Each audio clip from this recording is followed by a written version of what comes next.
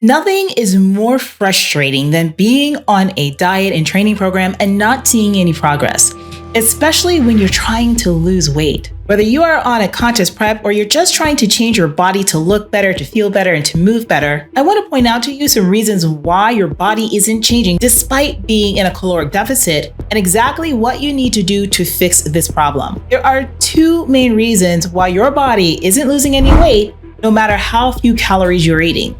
The first problem, you're actually eating more than you realize. As my experience as a coach who has written thousands of diets for thousands of people, this is usually the case for folks who are using macro tracking in order to do their meal planning. But the same thing could be happening if you're on a meal plan as well. All that mindless snacking, nibbling here and there, it adds up. A lot of folks are just not properly tracking their foods, but I am telling you, tracking your foods is really important, especially when you want to have weight loss and you want to get those results as quickly as possible. Using apps like MyFitnessPal or similar are fantastic for helping you to do that. The second problem that a lot of you are running into, you're eating too few calories and your body hates you. Okay, maybe it's not that dramatic. It doesn't hate you, but it certainly is shutting down. Now, this tends to be the case for those of you who have been on a diet for a long period of time, especially if you are pushing towards super low calorie diets. The fitness industry has fed you so many lies about how to lose weight that some of you just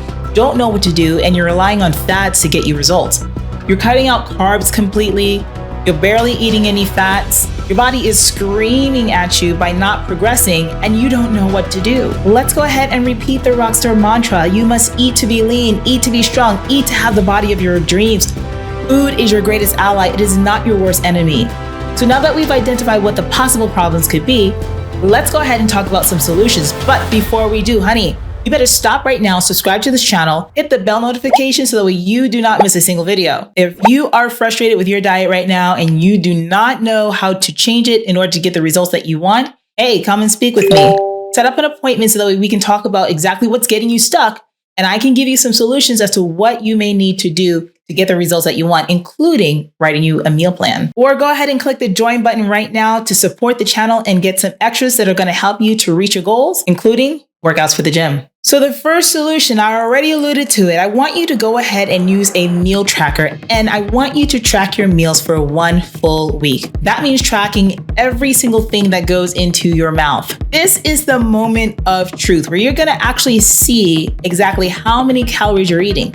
Again, for so many of you, you think you may be eating 1,200 calories, 1,500 calories, 1,100 calories, 1,000 calories. Oh my gosh, we'll talk about that one. But you're actually not. You're eating way more than you realize. Tracking your foods using any one of the apps available online is the best way to determine exactly what you're putting into your body and have some clear answers as to what is getting you stuck. When you track your foods, I want you to weigh your foods on a scale and get very precise. Instead of using cups, use milliliters. Instead of using teaspoons, tablespoons, or anything like that, use grams. Measure every single thing on the scale, no matter what it is, and the more precise, the better. When you use cups, or tablespoons or teaspoons, you could easily be overeating, and getting precise is what we need. Now, as you're gathering that info by way of tracking, I want you to determine exactly how many calories you should be eating per day once you reach day 7. Don't do this right away. I know it's tempting, and I know some of you will, but I want you to just really focus first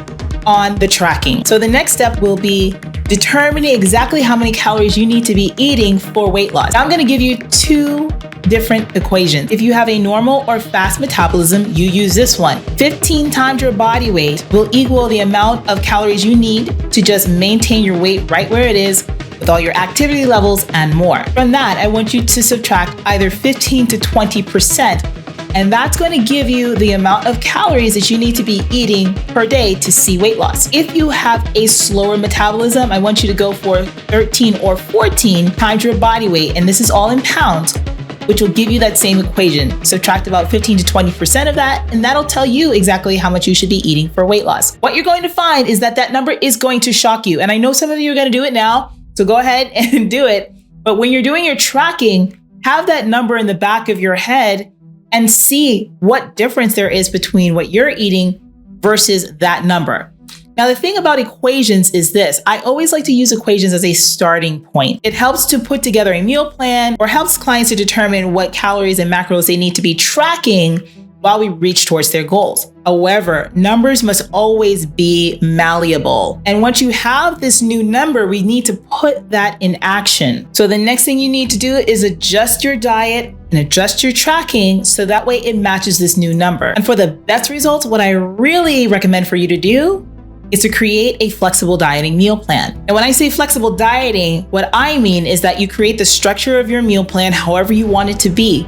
But if you want to swap foods out because you're tired of eating them, that's okay. For instance, if your plan has chicken on it and one day you want turkey or you want sea bass or you want any number of different proteins, that you allow yourself to swap it out in the equal amount of calories to whatever is on your plan. We do this all the time with my clients and they see amazing results. And although I think that tracking macros and calories throughout the day works for some people, for a lot of you, you really need a solid meal plan that you can follow at least for a couple of weeks before going off and tracking your foods on your own with no structure. If you follow this advice, you will definitely start to see your body responding to your program. And that's what this is all about at the end of the day, getting a response, getting results. And the most important thing is that you'll be changing your habits, your behaviors, your mindset, and how you approach eating, which is gonna help you to keep the results in the long run. But you know what I noticed? There's a lot of you out there who are not only eating too few calories, but you're also restricting carbohydrates in a way that's just completely detrimental to what your body needs. Now, not everybody needs a high amount of carbs or even carbohydrates at all in their diets. But for some of you, this is the culprit because it's slowing down your metabolism in ways that will blow your mind. And for that, I want you to go ahead and watch this next video because I break down why you don't need to be fearing carbohydrates if your goal is weight loss. I'll see you over there.